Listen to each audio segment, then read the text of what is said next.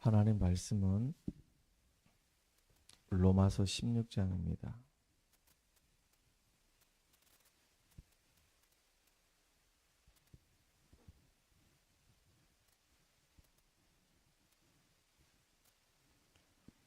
로마서 16장 25절에서부터 27절까지 말씀을 같이 합독합니다.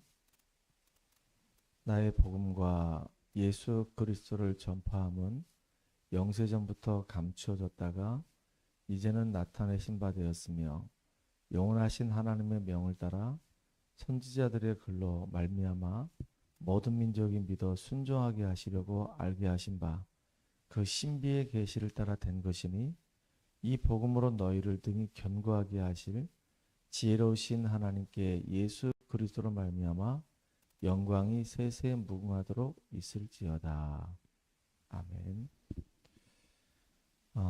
로마서는 사도 바울이 로마에 있는 교회에 보내는 편지입니다. 로마 교회는 사도 바울에 의해서 세워진 교회가 아닙니다. 사도행전 2장에 오순절 절기를 지키기 위해서 예루살렘에 모였던 사람들 가운데 은혜 받은 사람들을 중심으로 해서 모여진 교회가 로마 교회입니다.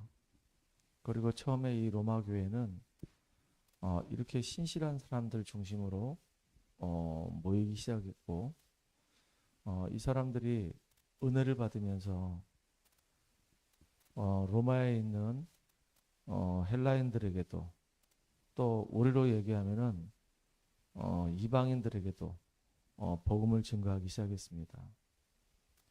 많은 사람들이 복음을 받았습니다. 그리고 그 믿음 공동체 안에 들어와서 신앙 공동체 안에 들어와서 같이 말씀을 들으면서 하나님을 찬양하고 이렇게 은혜를 누렸습니다. 그런데 큰 문제가 왔어요. 어떤 문제가 왔냐면 로마의 황제 중에서 10명의 황제가 기독교를 핍박을 하기 시작하는 겁니다. 말로 표현할 수 없을 만큼 어마어마한 핍박이 시작됐어요. 제자들은 예수님과 똑같이 예수를 믿는다는 그 이유 하나 때문에 십자가 처형을 시켰습니다. 그리고 많은 크리스찬들이 너무나도 안타깝게도 화형을 당하거나 아니면 짐승들의 밥이 되거나 정말로 말로 다 할 수 없는 비참함 속에서 다 순교하게 됐습니다. 근데 이때도 마찬가지입니다. 글라우디아라고 하는 황제가 유대인들을 로마에서 다 나가라고 추방령을 내린 겁니다. 그러니까 유대인들을 다 나가라고 이렇게 추방을 하다 보니까 이 교회 공동체, 이 신앙 공동체 안에 있던 유대인들마저도 쫓겨나게 된 거예요. 다.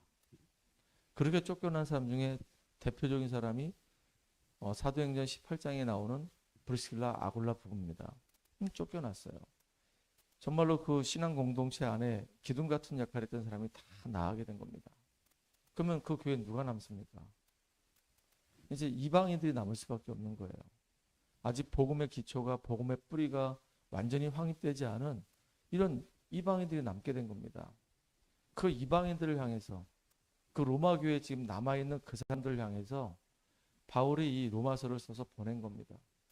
그 로마서를 읽다 보면은 로마서는 정말로 복음의 가장 중요한 기독론의 입장을 가지고 설명한 내용이 이 로마서예요. 그렇게 이 바울이 보내준 이 로마서를 통해서 로마 교회가 힘을 얻고 이제 다시금 이제 견고하게 세워지는 그런 내용입니다. 그러면 로마를 향해서 이 로마서를 썼던 이 바울은 어떤 사람입니까? 바울은 여러분도 다 알다시피 정말로 내세울 게 많았던 사람입니다. 가말리엘 문화생이죠. 길리기아 다소 출신이죠.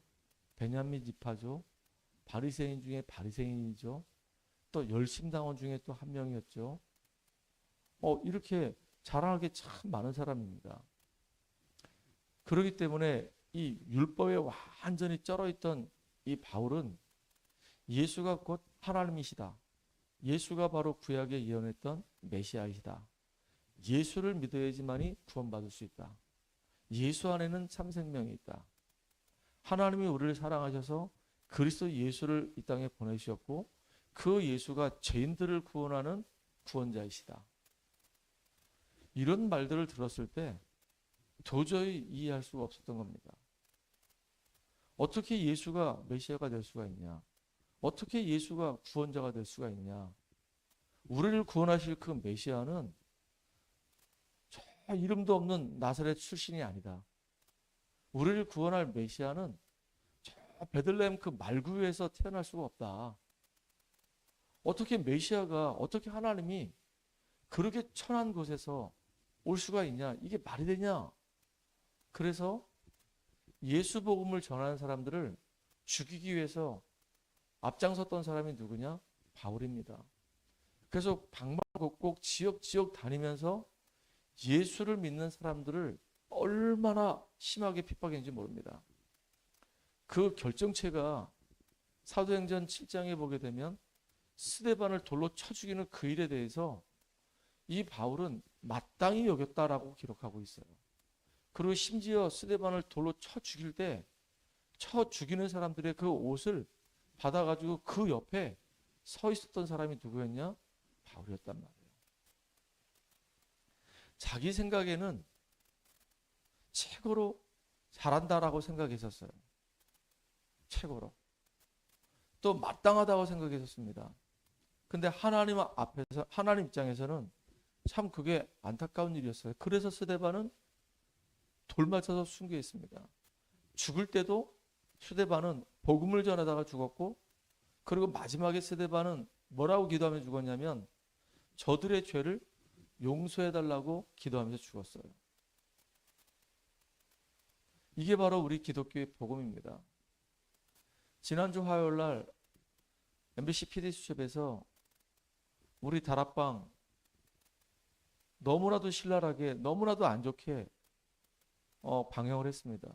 꼭 다락방 집단의 모든 목사님들이 다락방 자체가 완전히 정말로 이단의 소굴인 것처럼, 완전히 성비위 문제 때문에, 또 술만화 때문에 진짜로 완전히 타락한 그런 단체인 것처럼 너무나도 심하게 이렇게 매도해서 그 모습을 보면서 마음이 참 안타까웠습니다. MBC는 공영방송입니다. 물론 그렇게 방송을 하면서 시청률을 많이 올려야 되겠죠.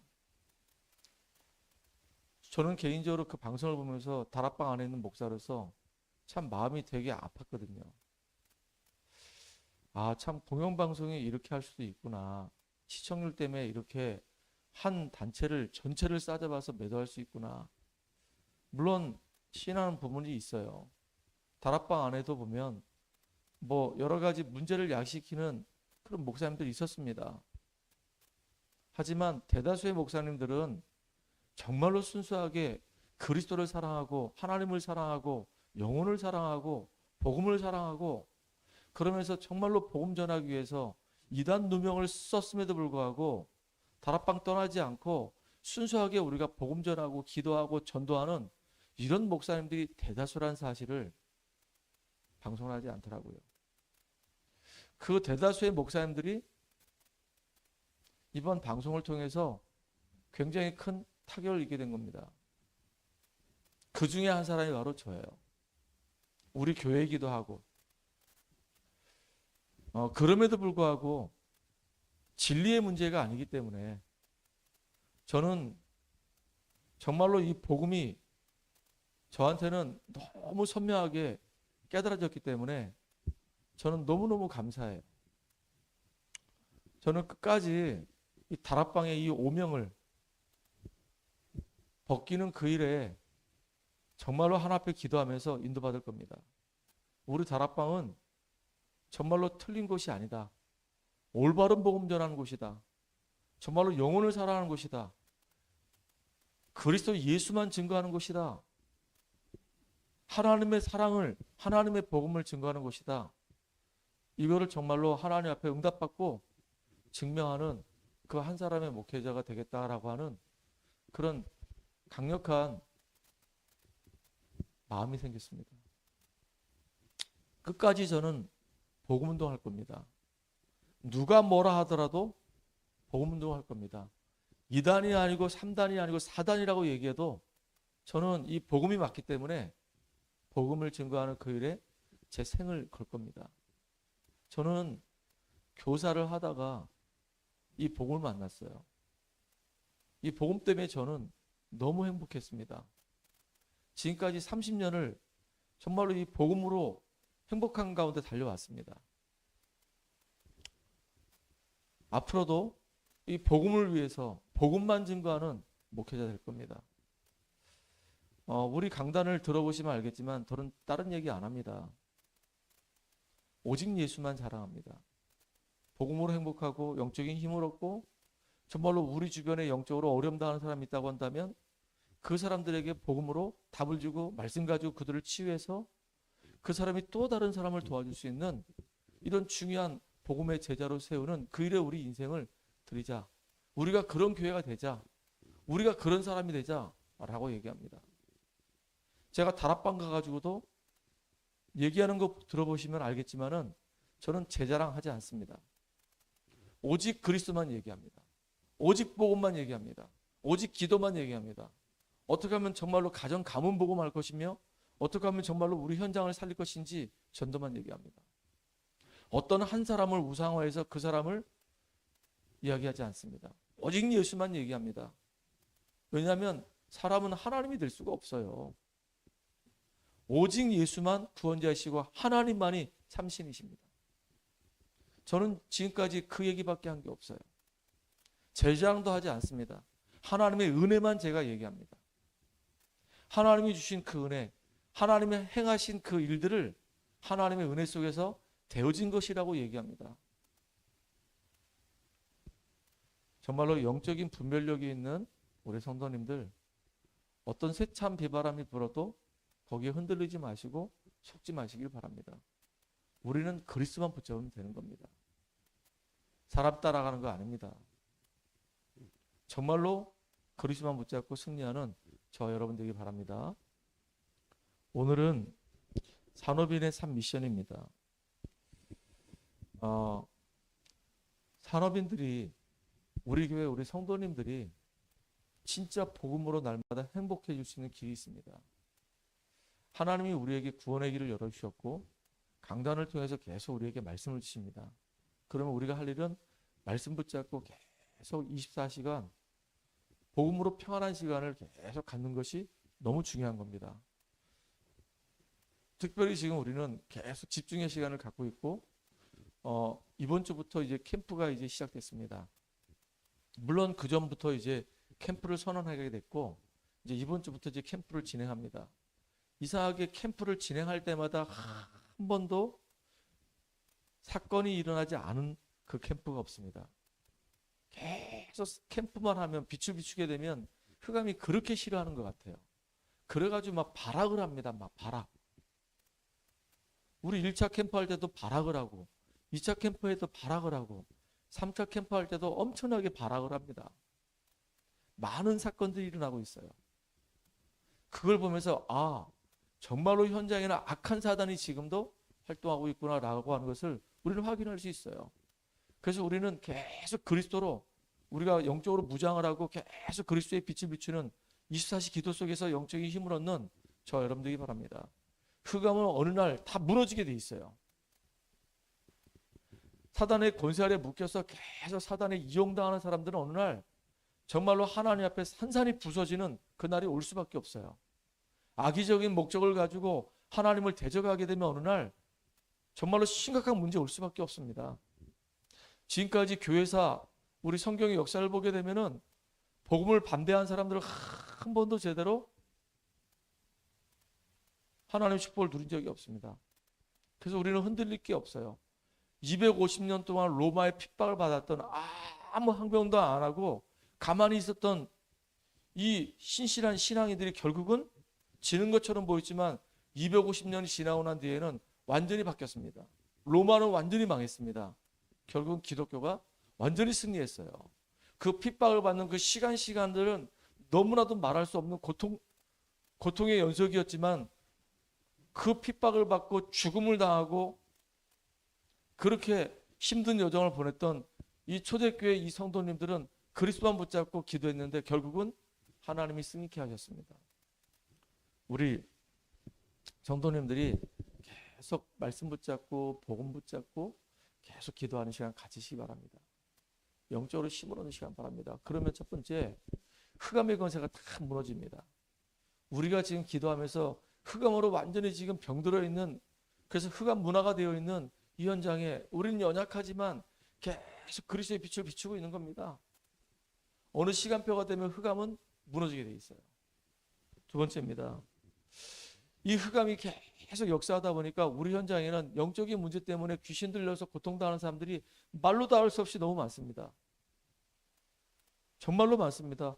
우울증으로 시달리고 있고 공황증으로 시달리고 있고 가정의 여러 가지 문제 때문에, 개인의 여러 가지 문제 때문에 어려움 당하는 사람 얼마나 많은지 모릅니다.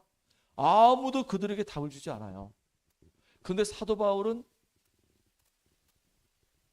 무속인을, 점수라는 자를, 우상에 완전히 빠진 자들을 복음 가지고 다 살려내는 그 역사 속에 가장 귀하게 쓰임받은 사람입니다. 복음이 아니고는 이 땅의 영적 문제 해결할 수 없어요. 진짜 복음만 가지고 이 땅의 영적인 문제 해결한다라고 하는 그 증거를 보이는 우리 교회, 우리 자신들이 되기를 간절히 소원합니다.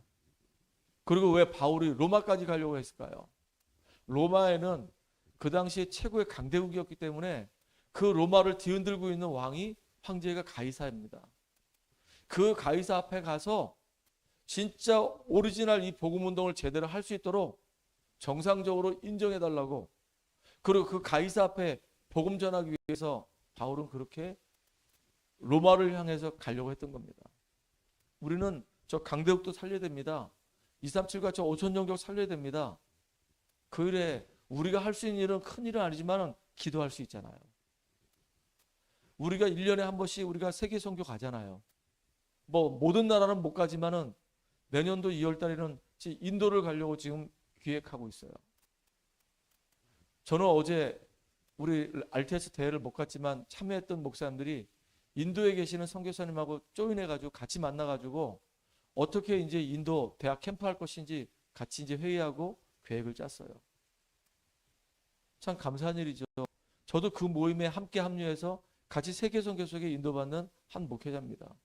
같이 우리 기도하면서 인도를 복음하는 그 일에 인도네시아를 복음하기 위해서 갔다가 인도네시아에 사역하신 우리 선교사님이 다락방 탈퇴했습니다.